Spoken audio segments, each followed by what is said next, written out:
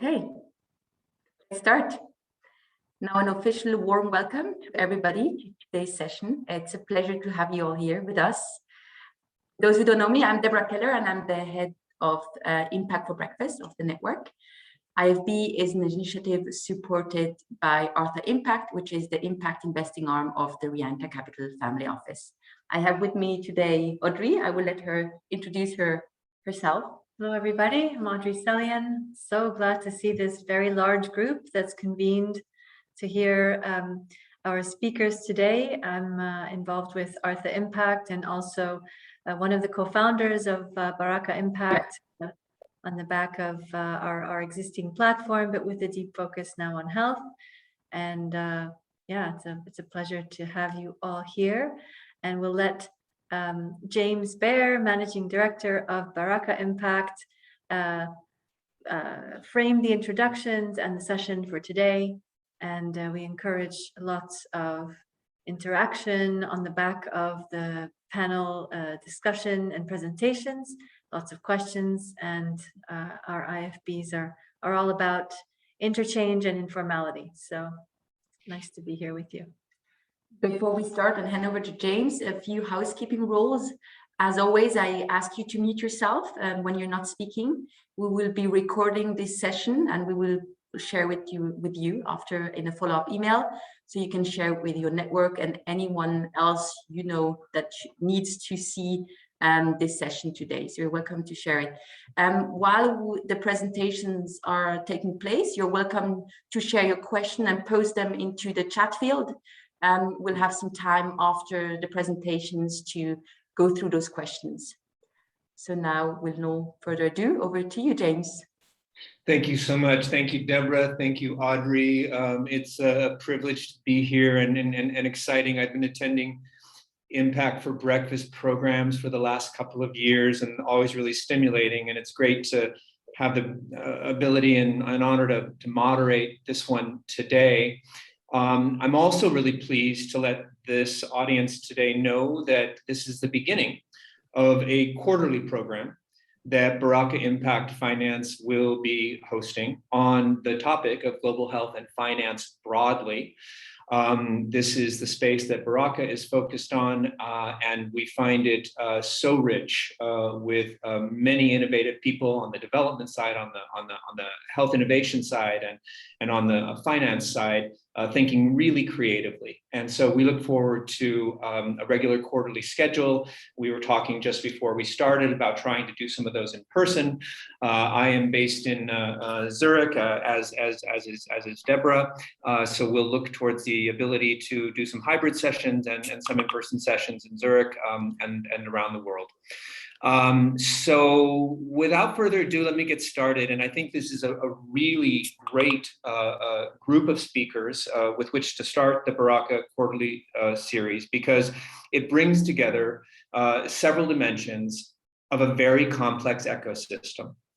And frankly, right before we got started, Hector Portale and myself were talking about how much all of us benefited from coming together to plan this session and understand the way in which each organization and each individual brings something distinct to a very complex picture. And to borrow a reference that Dr. Rifat Atun will make later in his presentation, we start with the framing of the Chinese ideogram for crises. Weiji. Weiji brings together danger and opportunity. That's absolutely what it feels like. We have been on the precipice of catastrophic times, and there's also opportunity. And I think as a longtime global health person myself, the opportunity that I see is a collective attention, a multi-sectoral attention to the complexity of health systems. And that is, in fact, the way we're going to talk about it today. We're going to talk systemically. And I'll start now by introducing the three speakers and the differentiated perspectives that each of them bring to this conversation.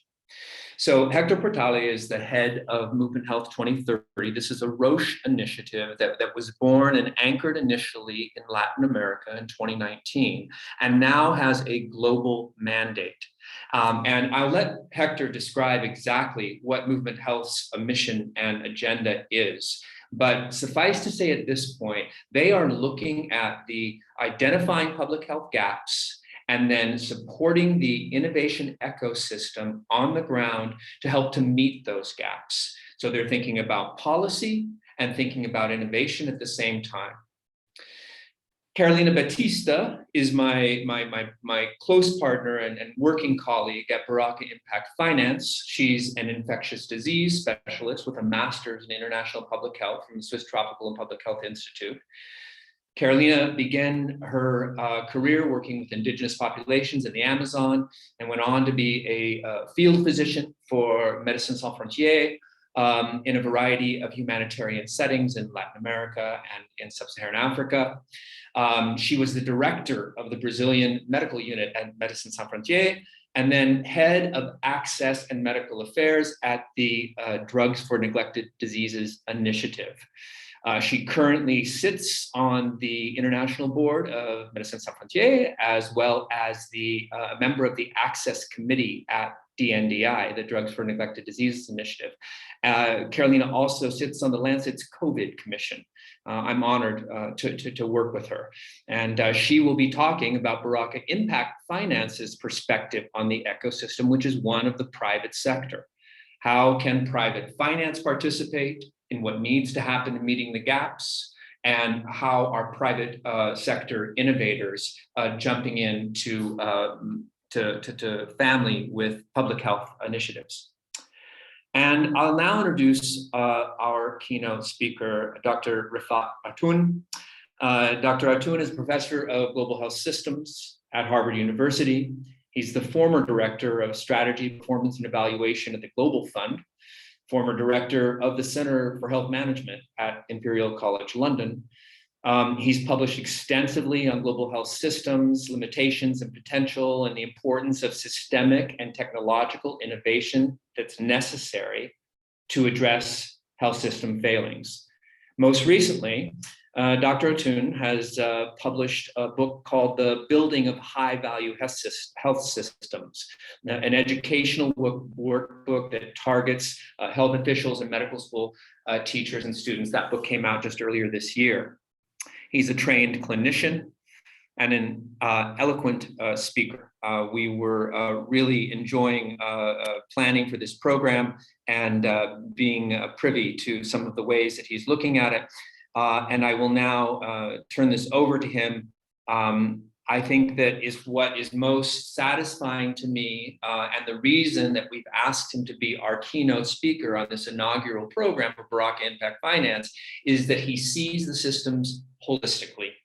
And this is what I think all of us need to do as we figure out how to innovate and target our own participation in improving global health for the planet. So Dr. Atoun, without further ado, I'm going to turn this over to you. Great. Thank you, James, and good morning, everyone from rather grey Boston, I might add. Today is a bit like London, where I used to be. I'm going to talk about transforming health systems and how we can create an ecosystem for rapid innovation, adoption, and diffusion of these innovations. And it's great to see so many of you from startup companies and investments. In addition to what I do at Harvard, I'm also a partner in a venture capital fund based in the Bay Area in San Francisco, and we invest in tech companies. And one of the important questions I always pose is, how are we going to scale up? So if there's one takeaway message from my presentation today, is that to achieve impact, we need scale. And to achieve scale, we need to fix the health systems.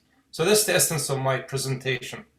So let's have a look at how the systems have performed with COVID-19, and which was a shock and really tested the system responsiveness, immediate response, but also resilience as the COVID-19 pandemic continues.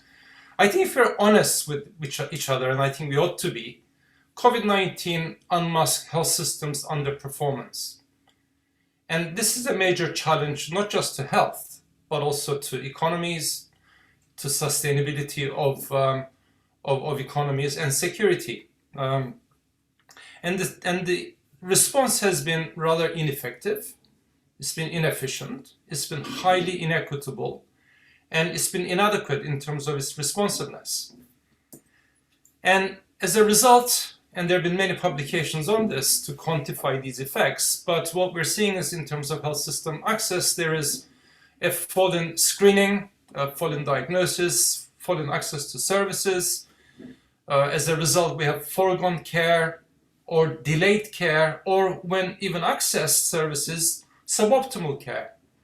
And this has led to a massive increase in undiagnosed cases, a large number of late stage cases, because individuals are presenting fairly late into the system, with increased morbidity, increased deaths, and a major increase in cost.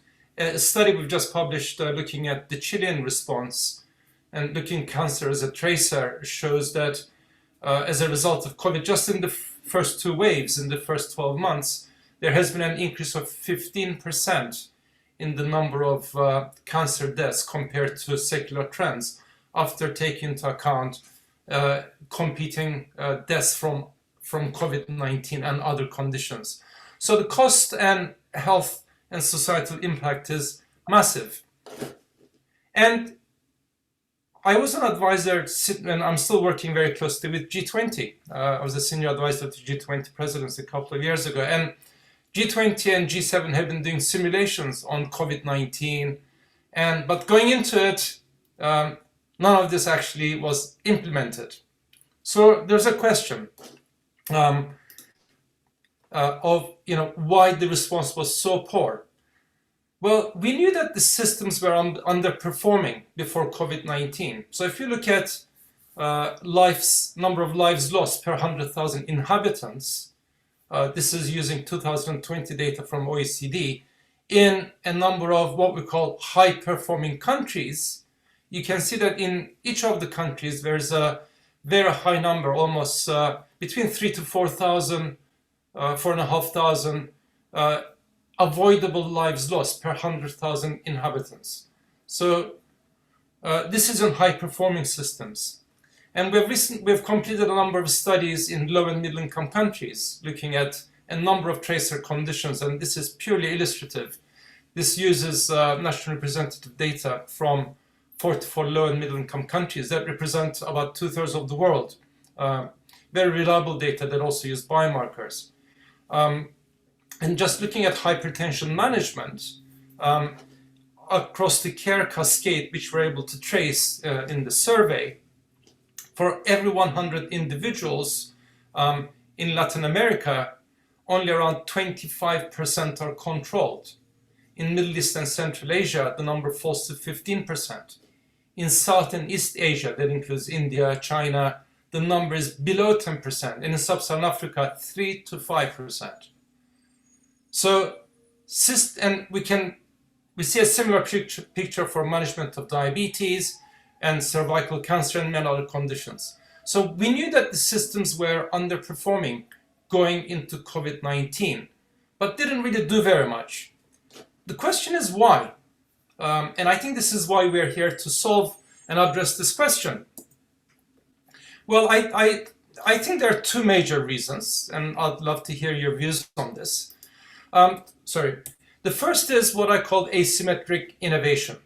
And in an op-ed I penned several years ago in the Financial Times, I commented on the need to transform healthcare delivery, the delivery side of health systems, not just incremental change that we were doing, but actually complete transformation, because I argued that there was incredible scientific developments that have led to, and many of you are at the forefront of this in your companies or as investors, that led to delivery of innovations such as lab on a chip, big data analytics, precision health, precision medicine, but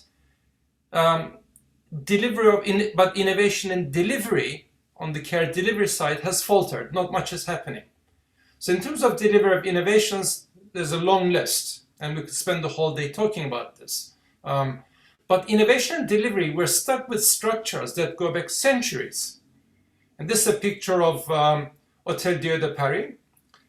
It's still functioning as a hospital. This is the oldest hospital in the world that is currently functioning as a hospital. If you do go to Paris, do visit it. It's very beautiful. It was established in the 7th century, 651. It's still functioning as a hospital. And I was talking to a colleague recently in Paris, and when I mentioned this, he said, "Oh, actually, I did my residency there. It's a really beautiful place." I thought, my goodness, you know. So the delivery side has not changed. All the effort and all the innovations are happening in relation to medical diagnostics, therapeutics, including digital therapeutics, medical devices, as well as therapeutics. The second reason is policy misalignment. And I think this is very important in terms of investment mindset. Because on the one hand, industrial policies in countries, high-income countries in particular, OECD, G7, G20, everyone is pushing for industrial policies that encourage innovation. But on the other hand, we have health policies that are designed to constrain innovation. You know, the regulatory pathways are very complicated. It took months to get medical diagnostics approved by competent authorities or by WHO for them to be used. And we're still struggling. And the third is economic policies do not really consider health or health systems as a contributor to economic growth. Health is seen as an expenditure item on the government budgets.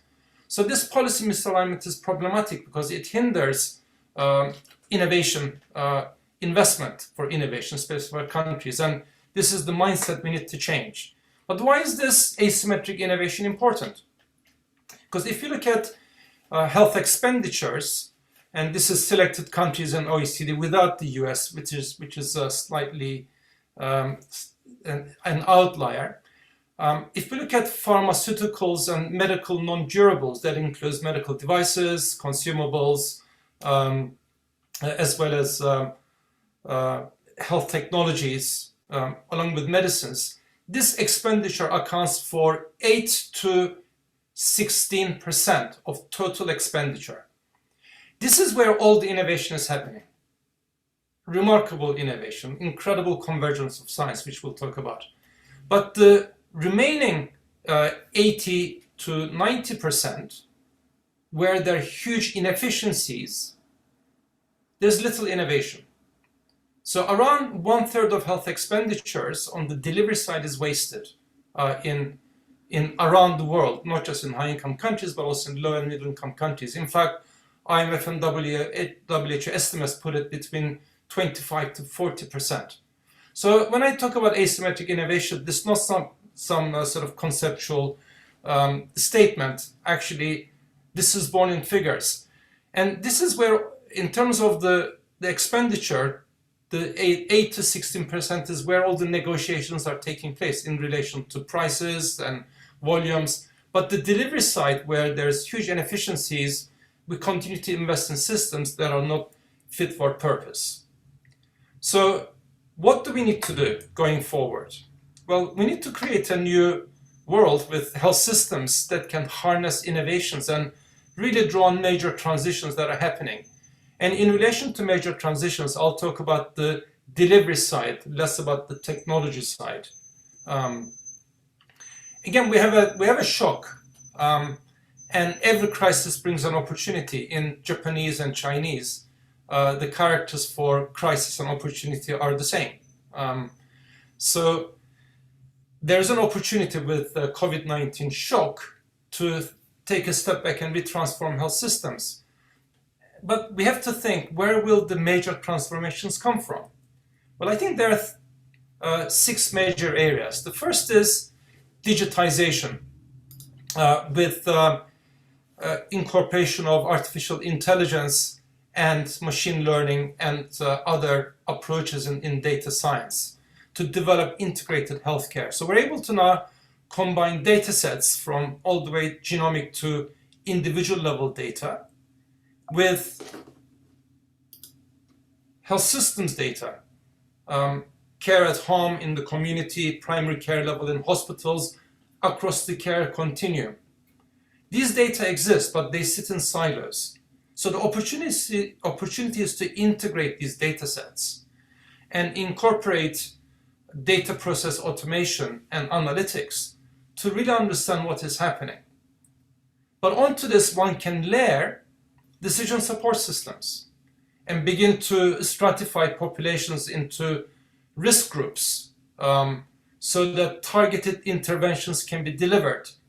But using AI and machine learning, one could take this a stage further by designing integrated care pathways, digital pathways for different population groups and individuals. And also optimize resources so we can improve the effectiveness of care delivered to the populations in question, but also the efficiency of care delivered. Don't forget, 25 to 40% of delivery expenditure is wasted. So there are huge opportunities. But one can also make the pathways responsive to user needs and also think about scaling up using the resources generated to enhance equity, to achieve scale. So this is one opportunity. It is possible, but very few systems are doing it. There are systems doing it for an individual condition or a component of a condition, but not at systems level. The second transition is personalization. So we're not transitioning from sort of population-based interventions, such as antibiotics or vaccines, sort of highly untargeted that work in some people, do not work in others, but may have side effects in other groups, to interventions or therapeutics targeting subpopulations, for example, monoclonal antibodies, with greater precision, with greater proportion benefiting from the interventions, but less individuals with side effects or those who are not benefiting. And now we're focusing, or we're able to transition to individual level therapy with immunotherapy, gene replacement, so on and so forth, where we see much greater effectiveness and much lower proportion of individuals suffering from side effects or not benefiting. So the second transition is personalization, which will lead to increased clinical effectiveness, improved efficiency of care, improved patient responsiveness and reduced side effects, with improvement in health outcomes, with huge economic benefits, as well as savings from improved efficiency.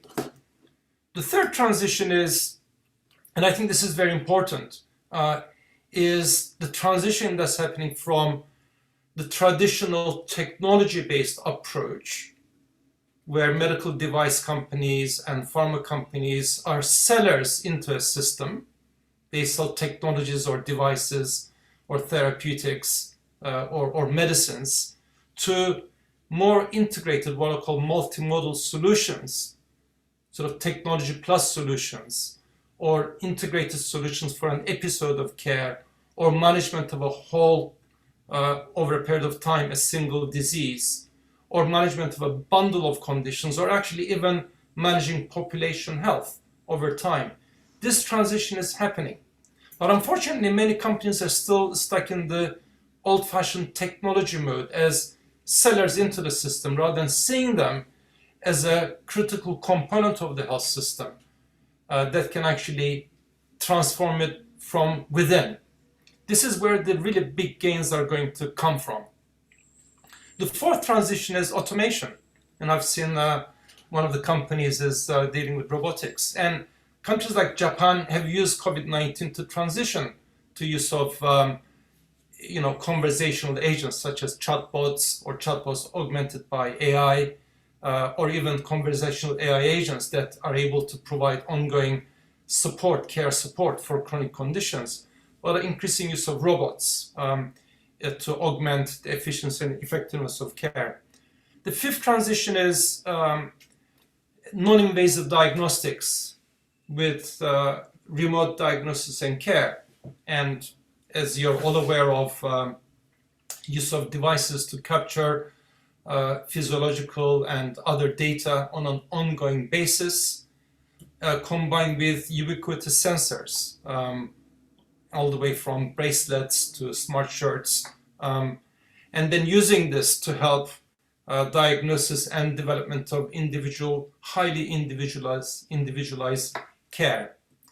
And finally, and very importantly, for all of this to happen, there needs to be another transition which is happening, but it's still fairly embryonic in its development.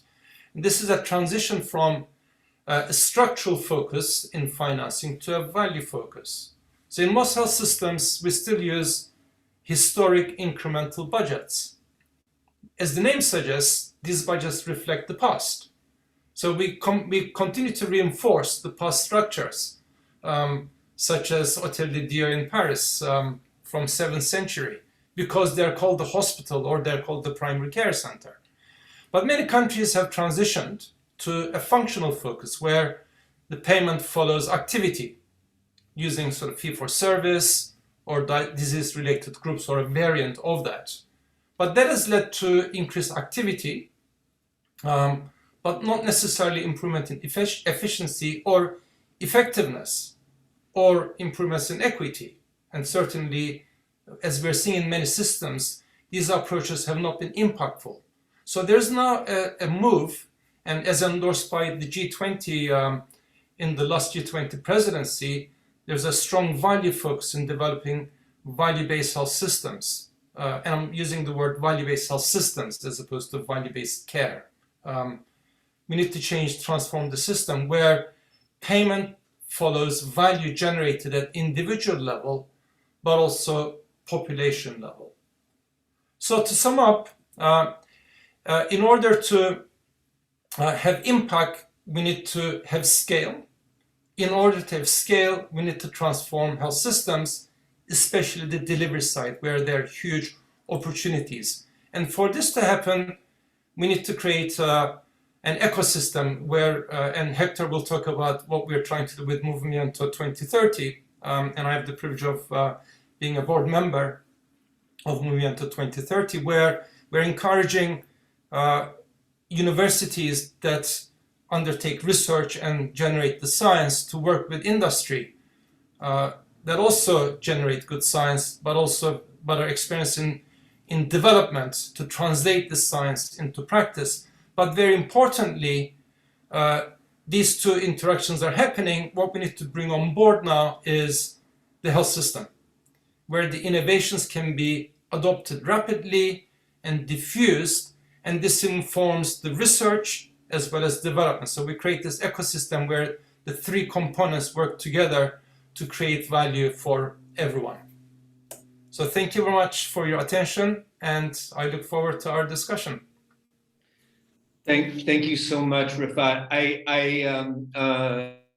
want to make sure you're all paying attention, because what Rifat describes from a very eloquent academic perspective is he describes the content, the roadmap that Movimiento Salud, that Movement Health 2030, and the Baraka Impact are using as we do our work. So what is possible and how does it get actualized? Those theoretical constructs are driving the opportunity. And I'll turn it over now to Hector Portale, the head of Movement Health 2030, to describe the way that this organization is contributing on the public policy and innovation level. I was remiss in telling everybody we structured today so that we've got plenty of time for conversation. So we will go through both Hector and Carolina Batista's presentations rather quickly, and then we will open the conversation to participants. So Hector, over to you. Thank you very much, James. And if there's a single aspect I would like to share with you today about what we're doing in Movement Health 2030 is how within the ecosystems working with the public and private healthcare sectors, we need to find ways in order to align priorities that can commit for a long-term scalability on solving these systemic gaps to make sure that then innovation can have full impact on patients' lives. And we start with an astonishing fact, which is that even before the pandemic, 1/3 of deaths worldwide was preventable. So that's something that urges to action to the investment impact healthcare community. Within Movement Health, since my first days working in my home country, Argentina, and across Latin America, we came with several colleagues to the same assessments. We know what needed to be done. We need to improve efficiency, to plan for better budget expenditure, or even healthcare digitalization. But there's a lack of frameworks in order to solve these things that seems to fall in between chairs because of the systemic comprehension of these impacts. With Roche funding and endorsement, and with colleagues from the Latin American teams, we decided to do something about it, and that was the moment when the pandemic hit. Let's remember what happened, almost 2 years ago, when we were seeing worldwide an enormous surge of collaborative solutions. People in universities with companies building masks, personal protective equipment for healthcare workers, apps. I even recall a case in my home country where a food factory with spiking demand on those early days hired employees from a car making factory on the nearby that halted operations. And those type of collaborations would have been unthought before COVID. So that was the spirit, and still is the spirit, that is inspiring us to look for these collaborative solutions.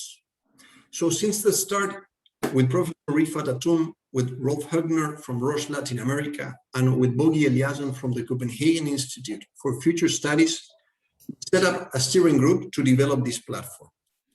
Let's remember that in those days as well, with the rise of the Black Lives Matter movement, we were very conscious about the importance of providing benefits, not just for one group of patients in one area of healthcare or in one specific area of the world, but on the need to redesign processes from the user perspective, so that then we can ensure that the responses were really more inclusive, because from the moment of design, we were considering the user perspective.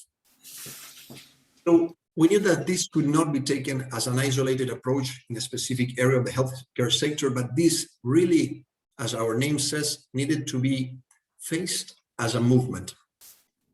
And we started with a very specific theory of change, which is that 80% of healthcare problems around the world are shared, but where we need to put our focus is on how providers with significant variations in terms of capabilities and funding can respond to these unmet needs. So when we think about these trends that our healthcare systems are dragging, of a 30% of their investment being spent in inefficient measures, when we look to other industry sectors that have not been impacted fully by modernization and digitization, we tend to see the same trends. In the construction sector, for example, 25% of measures are either redundant or unnecessary, and that takes place because of lack of shared information. It's not only about inefficiency, but when we think of how investment is being done, global recommendation is that 5% of GDP is invested in public care. Still, there are some emerging countries where that number is only 3%. And for the almost 10 previous years, there was an unexpenditure of 15% of that even minimal budget. So it's not about the investment only, but about making the best use of that investment, focusing on the outcomes. So then, when we think on the trends of emerging population demands on healthcare, we do see that the current brick and mortar infrastructure is not going to be able to meet those expectations. That's increasing our need to think on how to make best use of existing capacity with technology to be able to bring effective measures, not only on the patient outcomes, but as well on the investments for governments, providers, and the public as well. When it comes to working on effective solutions, with the public and private sector, one of our key learnings is that system priorities may differ from public and private sectors. For example, in Africa, we see in many countries that the private sector is currently focusing on effective chronic disease care management, while in the public sector, there's a focus on communicable disease complications, prevention, and management as well. So even in similar countries, in same countries, you're having sectors, public and private, with different directions. And that's where we identify that in order to start building common policies, we need to identify first, where are the shared challenges that are work in progress that can commit providers, policymakers, and entrepreneurs to start working together in long-term processes with commitment to solve those. In our implementation, we work with these diverse sectors, implementers, policymakers, and providers to identify those priorities, develop concepts that can be tested, implemented, and then scaled up quickly and efficiently. But at the same time, we work with those multidisciplinary leaders to drive the necessary changes in the public health policy that will facilitate the structural improvement that is needed so that those solutions can be implemented in the healthcare sector across the pilots. So the shifts in policy and the pilot programs are complementary to themselves, because the pilots provide a proof of concept that demonstrate the value and the impact of new thinking, while the policy shifts set the direction to create the necessary framework to foster similar focused initiatives. One of our specific elements in the implementation is that we are creating a global ecosystem by doing this simultaneously in several countries at the same time, therefore building a portfolio of solutions that then can be cross-pollinized through the diverse ecosystems. We started in May 2020 with a pilot in 9 countries in Latin America with a specific focus to improve patient outcomes across the various stages of care. You know, since the first appointment with the doctor to the diagnostic, treatment, and care. Nowadays, we are present in 29 countries, in Africa, in Asia, in Canada, in Europe, Latin America, of course, and the Middle East.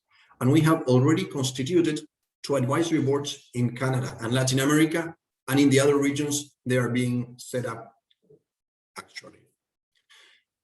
Where we have been focusing so far is in the crossroads of technology and these systemic needs, making better use of health budgets anchored to outcomes, in the case of Peru, streamlining the user journey across the multiple providers in the user journey, as Rifat was mentioning, on the importance of build this stratification, customized to the user needs, like what we are doing in Brazil, simplifying processes that in some cases may require more than 18 steps for the patient in order to access a single intervention that we are focusing on in Argentina, or digitizing work streams with technologies at 1/10 the cost of main providers in developed markets, like what we are implementing in the case of Chile. One of the key learnings we can share so far when it comes to healthcare innovation for the investment sector with impact is that amidst COVID, not only were the teams that, so as to speak, were healthcare native, the ones that were providing solutions, but attracted by the problems that COVID exposed, other providers with disruptive solutions from other areas of expertise or industries came forward to bring solutions to the healthcare sector, bringing in with them investors to back up these growth opportunities and raise interest. Indeed, venture funding for the health tech innovation increased to 14 billion from 2019 to 2020, almost doubling the investment.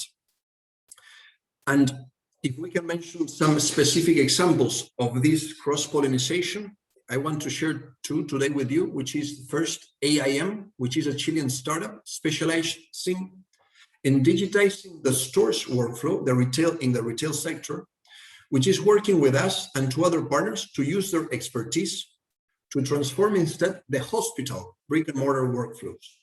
They are aiming to reduce the patient journey from diagnosis to treatment by 30%. And by doing so, we intend to improve the interoperability between the different parts of the health system in lung cancer population under public coverage for 700 people every year in the Chilean healthcare sector, by increasing the speed of care, the care quality, lowering treatment costs, and ensuring a quicker return to the workforce. Another example is Resolve, which is a solution started in Colombia that processes massive amount of voice data in the telecommunications sector, and now is applying that same technology to identify pain points in the patient journey to contribute to a better experience in telehealth. But we know that for these cross-pollinizations to happen, these solutions need mentorship support to provide the tools to understand healthcare nuances and be mentored on the process, and at the same time frameworks that emphasize the need to work on future-driven policies aligned with these disruptive solutions that may help them as well to accelerate the prototyping for a faster market entry. But this is not something that we have been seeing as necessary in emerging economies only, but there's a huge room of opportunity in developed markets as well. In 2019, San Francisco saw 131 digital health deals versus 21 in London. But at the same time, Europe, even before the pandemic, with consumer trends, integrated markets, and regulatory updates, increasing the interest for healthcare digital solutions catch up, have been providing a scenario of increasing interest for healthcare investment in innovation. So we understand how important it is to find these cross-country synergies to strengthen this ecosystem and boost these innovation opportunities. And because of that, we are working to look for partners in Sweden, Finland, Norway, Denmark, Estonia, Latvia, Lithuania, Bulgaria, and Hungary to build these cross-country solutions that can boost innovative systemic approaches. So, we have started only almost 2 years ago, so we are in the early days of our mission, but we have already seen impactful results of cross-functional innovation. So we are looking for partners to join us on the next scaling chapter, where we intend to expand to other 20 countries to build these ecosystems. And therefore, I encourage you to, if you're interested to know a little bit more about our solutions, to look at our website, movementhealth2030.com, so that we can continue the conversation in order to connect on accelerating equitable access with innovation. Thank you very much. Thank you, Hector. Excellent. Really well presented. And I'm even more excited about Movement Health 2030, having known you for a year than I was previously. I'm glad we're working together. I'm going to turn this over to Dr. Carolina Batista, my partner at Baraka Impact Finance, where we will focus on Baraka's mission, focused on private equity and private sector innovation. Carolina, I'm going to, are you going to put your own slides up? You've got them? Yeah, I got them. Okay, great. Perfect. Dr. Batista, over to you. Thank you so much, James. And thank you, Professor Rifat and Hector, for putting such a great presentations and making my life easier or not. So I hope I can share a little bit of our vision when it comes to Baraka and how we position ourselves in this ecosystem.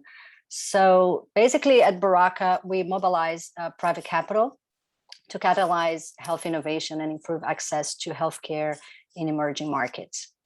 I'm borrowing Professor Zatun's presentation slides and to really highlight that the COVID crisis has exacerbated the challenges in healthcare all over the world, and more specifically, as we've seen from the two previous presentations, in emerging markets where suboptimal investments and poor infrastructure or outdated infrastructures have been failing to address the growing needs of their populations over the years. It's clear for us that such challenges cannot be met by one single player. And at Baraka, we really focus on the role of the private sector and investments as a catalyst for health innovation. So at Baraka, we really worked to develop a frame and a systematic approach to understanding the trends and the markets that we're operating. So we developed regional reports that really highlight investment trends and opportunities for healthcare in emerging markets. And by doing so, we really explore solutions that can drive the health transformation that we want to see, while also generating financial returns. So healthcare market throughout LMICs is being shaped by lots of factors, but I would like to highlight the aging population, the rise in chronic diseases, as Hector just mentioned, the growing middle class, the digital revolution, and the higher demand by the population for better quality and more efficient healthcare provision, among many other factors. So this dynamic scenario really will require innovative solutions such as clinical diagnostics and support tools that bring diagnostic closer to patients and out of the classic hospital setting, low-cost health insurance, for example, affordable medical devices, given that we have to optimize and improve the effectiveness of the health structures that are in place. So we'll need better quality, but also lower cost medical devices to address the needs of these populations, as well as, of course, stronger supply chains and better electronic health data. As we saw also from Dr. Rifat's presentation, health data is really one of the core elements of a healthy healthcare system. So projections of the healthcare sector in emerging markets really point to a significant growth annually, which is expected to outpace those in the developed markets by at least a twofold. As an example, for example, the private investment in Africa health sector has increased from 4% in 2018 to over 24% in all private investments in 2020. So we really see this trend, and this is what we try to capture in our reports, really to help guide smart investments. So if the opportunities are so many, and if the perspectives of achieving both financial returns while impacting millions of lives is so appealing to many, why don't we see private investors lining up to deploy their capital into impact-driven investments? Well, there are a lot of reasons for that, and we can debate all over again. But I think for this forum today, I think we'd like to highlight that we believe there is a lack of health domain expertise. Of course, with COVID now, the global health discussions have been put in the mainstream, which is good, because now we can have conversations about global health and the challenges in delivery models everywhere, from a dinner table to a walk in the park. So everyone is agreeing on that. But also we see that there is a insufficient familiarity with emerging markets, the risks, the networks that are needed, the players that are on the ground. So this also contributes to people not really wanting to or willing to invest and understand how to better invest in those markets, as well as an absence of a knowledge sharing platform where investors, entrepreneurs can share experiences, opportunities, and challenges as well. So something we see that something is changing. So despite the fact that there's still not enough investment, but we see there's definitely a momentum. And I think this conversation today is really a demonstration of we are in the right time, in the right moment, and we should definitely work towards capitalizing this momentum.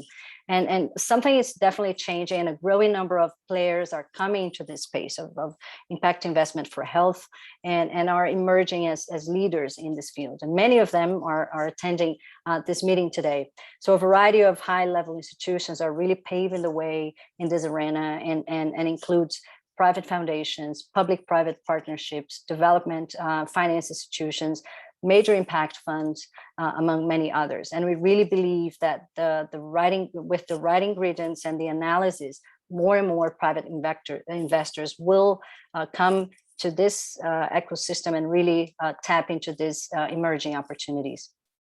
So I would like maybe to take this opportunity to highlight 3 of the amazing companies that we at Baraka are working with now.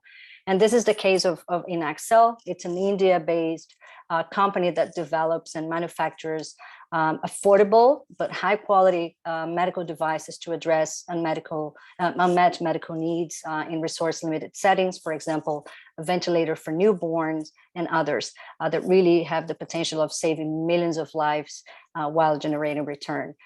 They're not only active in India and emerging economies, but they also have a very robust plan to do the reverse innovation, bring those products to developed markets, such as the US. They have FDA registration process ongoing, as well as bringing the products to the European market. So it's really inspiring to us to see how a company like that can impact so many lives in different parts of the world, including more established markets.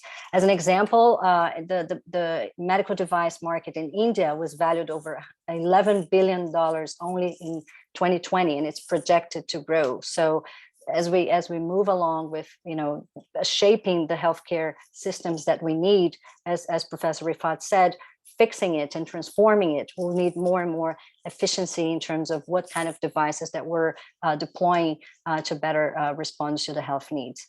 The other company I would like to highlight is EpiHealth, and it's originally from my home country, Brazil.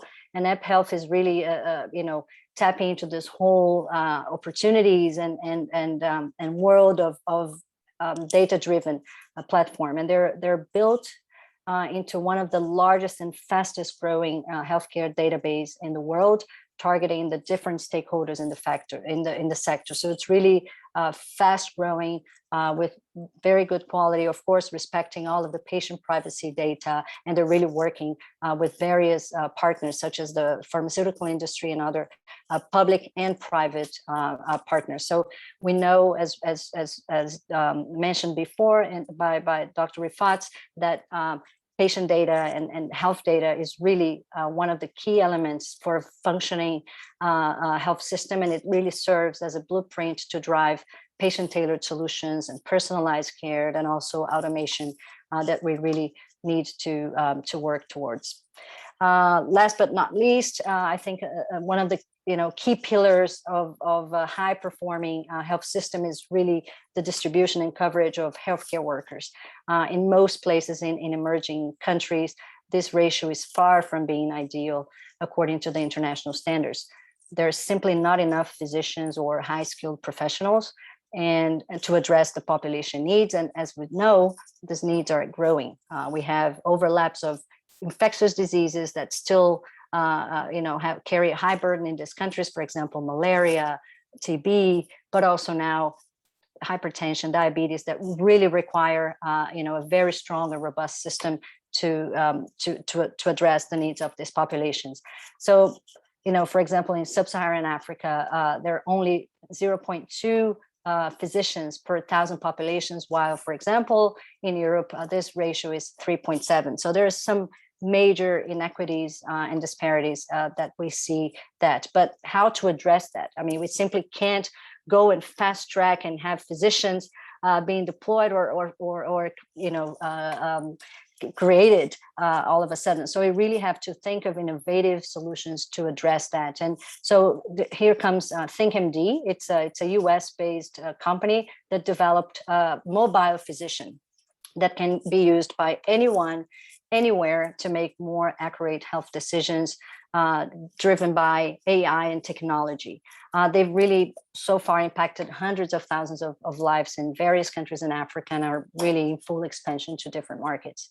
And this makes me really remember back in the days when I was a physician working in remote settings in Africa or Latin America, how a lot of my work was really focused on training community health workers to better diagnose and treat common conditions that were affecting the population, such as pneumonia, skin diseases, and other conditions that were easy to treat, but they needed to be treated in a timely manner. And sometimes, most of the times, we didn't have that right tool. So I can only imagine how much of an impact we could have had in those people's lives, even more if we had such a tool back in the days. So building on our global health sector expertise and the vast network that we've built throughout the years in various emerging markets and with global health leaders and financial leaders throughout the years, we spend a good deal of time building and updating our pipeline. I think, as a matter of fact, I think it's one of our favorite parts of this job is really to learn from these entrepreneurs and to be infected by their entrepreneurship and their drive to change things. And we currently have over 270 companies that are addressing all of these pressing needs that we've discussed today in healthcare in various countries. Most of them, of course, are leveraging on technology to build tailored solutions that are scalable, profitable, but also impactful. And there are many more visionary entrepreneurs out there. We know that, and we really want to make sure that we're reaching them. We now have the opportunity to change people's lives by scaling these solutions, by making sure that, as we heard before, we're working in a collaborative way with different partners to make sure that there is a place for implementing those solutions. And we really strive to keep an open dialogue with these entrepreneurs and implementers that are on the ground, saying those issues, who refuse to accept that healthcare in these countries has to be substandards. They're building solutions that are saving lives while generating profits and contributing to creating productive and thriving societies for their future generations. So it's really an inspiration for us in the day-to-day work at Baraka. And with that, I thank you very much, and I look forward to questions and for our discussion. Thank you. Thank you, Carolina. Couldn't have said it better myself. I really appreciate your presentation. Thank you. We have time for questions. I want to let everybody know that, in fact, this program today was scheduled for an hour and a quarter. We have another 15 minutes officially allotted. And so if any of you can stay on, we welcome you to do so. And please start to bring your questions into the chat, and then we'd ask you to present it verbally. So I see a very interesting and kind of on-point question here from Alan Boyce. And Alan, I think probably Carolina could respond to that if you're willing just to jump on the audio and share your question directly. It'd be great. Otherwise, I'll read it for you. Yeah, just come on now. Can you hear me okay? Yes, just fine.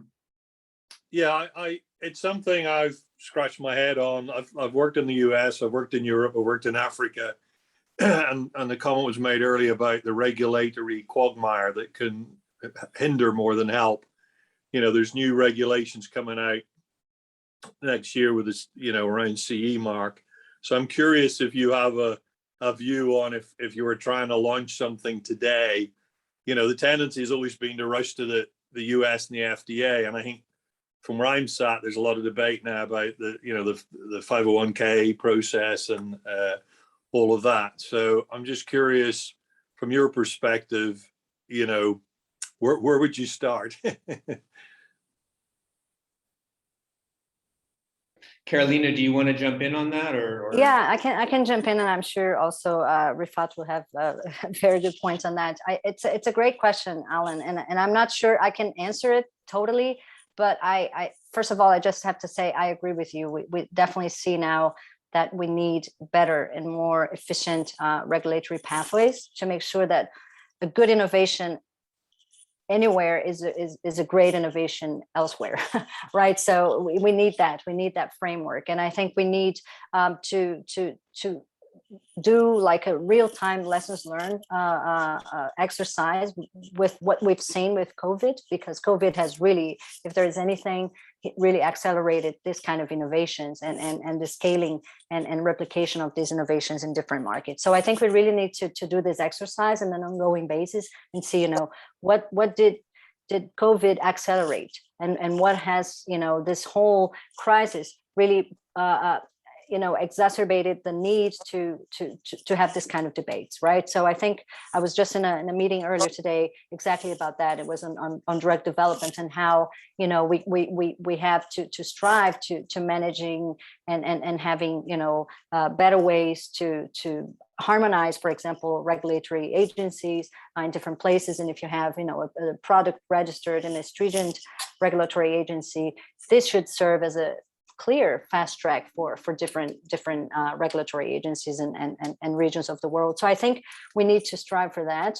I think again, having contacts and a strong and robust network on the ground really helps, because we establish this almost like a platform of implementers, of policymakers, of researchers, of entrepreneurs that really know what makes sense to that market and not, and how to better navigate that system. So for us, it's really key to keep this open dialogue all the time with people on the ground, and we really value the years of expertise that we bring to the table on that, because we know, like, if we come to a context and we don't know exactly how to operate it, it's going to take much longer. So it's really working partnership, and really I like this word of like developing platforms with the different pieces that are needed to ensure that we have the regulatory checklist done as quickly as possible. So I would strongly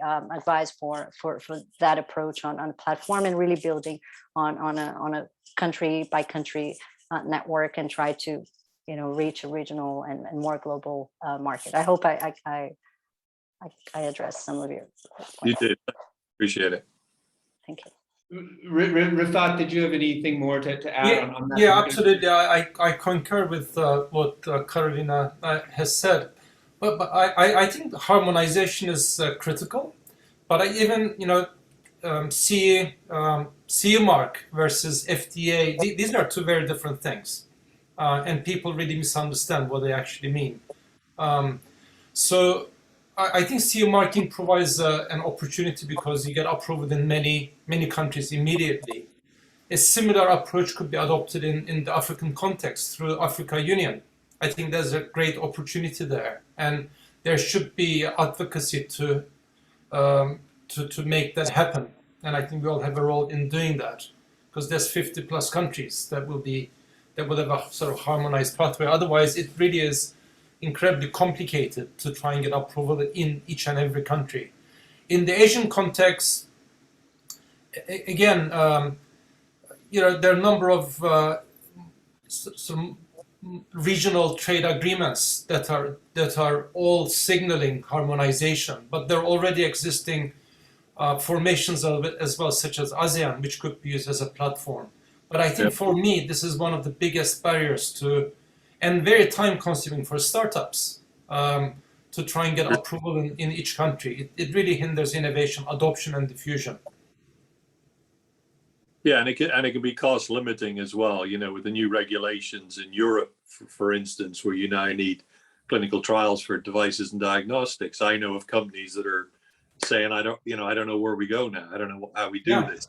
Absolutely. I mean, India introduced a directive in relation to clinical trials, and all of a sudden, whoa, it was a big shock to many trials stopped. So we need to try and avoid these regulatory shocks. And I think in Movimiento, I think, this is one of the areas we hope to engage with regulators and policymakers to try and shape the frontiers of thinking. Perfect. Great. Thank you. Thank you, Rifat. We've just got a few more minutes left, but there's a really great comment, and Stefan, I wonder if you're okay to actually verbalize it, related to basically health equity, health access, and how well private sector innovation can address equity issues. Stefan, are you okay to there you are. Great. Sure. Great, thank you. Well, first of all, thanks so much for the great presentations. I really appreciate it. All the different comments, and very insightful. Thank you for that. I guess as James just mentioned, it's more a comment than a question, and it's basically around the work and that we're doing in the healthcare space. And what we're seeing is that the minorities that we're looking to serve, they really struggle accessing the healthcare. And in particular in emerging markets, and either they're discriminated against or they just can't afford the healthcare that they actually require. And then in addition to that, in many countries, we see that the link that we almost take for granted in Western Europe and to a large extent in the US between public healthcare and private healthcare isn't actually working. And it just adds to the complexity for us to really wrap our heads around how we approach this from an investment perspective. If, of course, you know, in our case, we want to serve a specific demographic.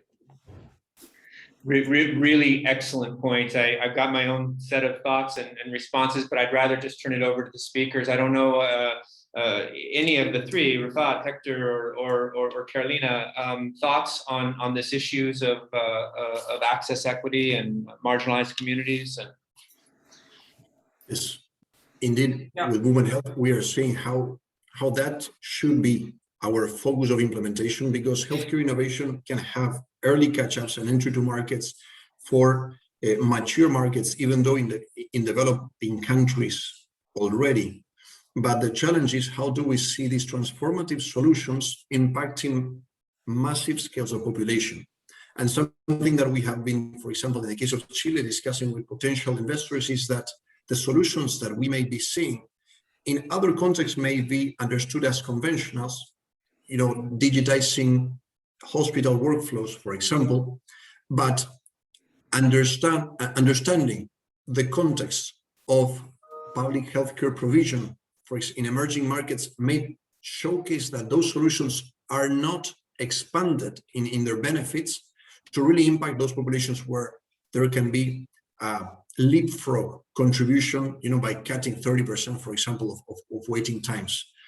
It's very interesting to see what's going on in Colombia right now as we speak as well, with the interoperability legislation that in the first half of this year has been ramping up massively, with the healthcare sector from the private healthcare sector, you know, starting to implement their own tools. But we do see how the subsidiary regime, which covers the population with lower income, it's still struggling to find a pathway in order to implement all of these interoperability regulations. And what we are doing in order to tackle that is, in the working group in Colombia, we partner with the best academic hospital institution, together with one of the most with one of the providers that covers 2 million patients in the subsidiary regime, to work together, and in that process to be able to find best practices of these installed healthcare providers in order to have a faster implementation in the midst of these interoperability regulations that can impact underserved populations. Great, thank you, Hector. Any other comments, Rifat or Carolina, on this? Yeah, I think one of the important challenges, but also one of the opportunities is the widening inequalities that needs investment for course correction to ensure that those population groups who do not have access are appropriately catered for. But for that, we need data in many countries, including, I recently did a study in a high-income country, and I was very surprised. They have lots of average data, but the data are not disaggregated. And when you ask, you know, you wonder whether this is by design to sort of hide the inequalities, and I'm sure that there's an element of that. So the first transition that I talked about, getting integrated data sets to really quantify and identify what not just the nature of the problem, but also the magnitude of the problem, is important in developing solutions. And in order to enhance access, one of the limiting steps has been human resources. But I think with the digitization, with remote diagnosis and telecare, one can completely move to a new trajectory of care delivery models to expand access and scale up access, because marginal cost of expanding digital services is actually very low compared to adding another human resource or another facility or another hospital. If we can achieve that mind shift, a shift in the mindset, that can help address access issues. But for that, we need evidence from the startups and the demonstration projects that you're all involved in. I think just from the Baraka side, Stefan, the only thing I would add to the comments already given is, you know, our lens and the lens of many of the serious investors in the health impact space at this juncture is looking at intent. What is the entrepreneur's intent with whatever private sector innovation they're forwarding? And secondly, then what are the KPI and what are the externalities that measure that, with which we can understand that impact?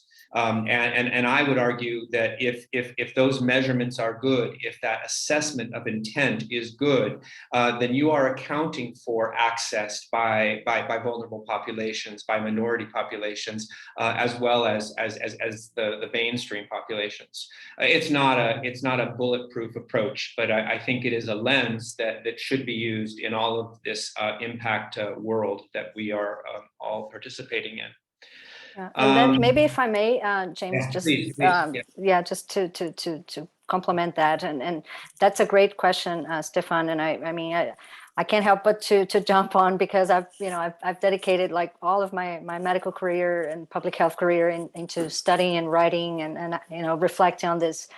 The role of inequalities and disparities in access to health. So, and I would just maybe to go into this specifically and how, for example, we've seen also with COVID that one of the major markers for COVID outcome, including mortality, has not been ethnical background or anything but zip code, right? Where you live. I mean, your level of social economic status was more related to whether you're going to live or die with COVID. So I think this is just like one example that really puts all of the attention into this very, very important point that you raised, and not only in emerging economies but also in developed economies, like in the U.S., for example, where I live now, where you see around the Washington D.C. area, you have like difference in 10 years of life expectancy depending on where you live. So it really has to do with access to healthcare, but more broadly access to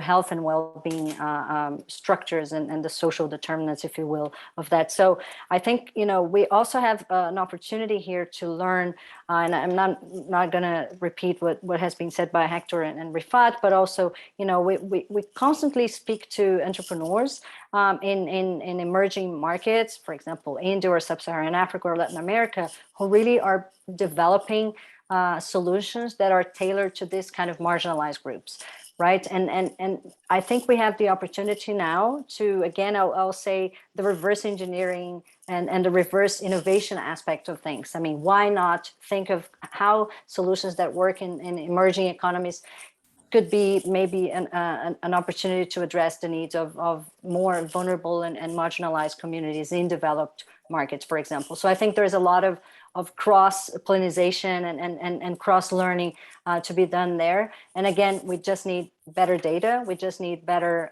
evidence-based data to drive evidence-based solutions. And I think the more we mobilize investments and we give a fair shot to these entrepreneurs to show what they're doing and how it can be scaled in a very broad sense to impact more lives, I think we're really going to succeed and again reach the double bottom line. Thank you for the question. Thank you, Carolina. And I'm going to be aware of time. So we're just 1 minute over the hour and 15 that was booked for this program today. I'm delighted at how these three speakers could build off of one another. And I'm delighted with the interactions that have come from all of you participating today. Thank you so much. Again, this is the beginning of a quarterly series. We hope to run the next of this series in November. You'll be getting announcements. Thank everybody for participating. And thank you so much, Deborah and Audrey, for facilitating this forum. We greatly appreciate the collaboration. And I think we'll leave it at that. Did you want to sign off, Deborah, on anything? A few final words. Go ahead. So we, as James said, we will be hosting more of the health sessions in the coming month and year. So topics are welcome, even if you have a room to share in Zurich or in Geneva, because we'll be hosting these in person, most probably, if the situation permits. So if you have a room close to Zurich or Geneva that you have to offer and topics, we'd love to hear your suggestion. So we'll be sharing this recording with you all. You're welcome to share with your network. Please make sure to connect our speakers with people that you know in your network that should be connected to speak with them. We appreciate very much. Thank you all for joining today. It was a pleasure to have you with us, and we look forward to see you in the future at another IFB session. Take care. Thank you, everyone. Thank you. Bye, everyone. Bye-bye. Everybody, bye. Thank you. Bye. Goodbye, everyone. Thank you. Bye.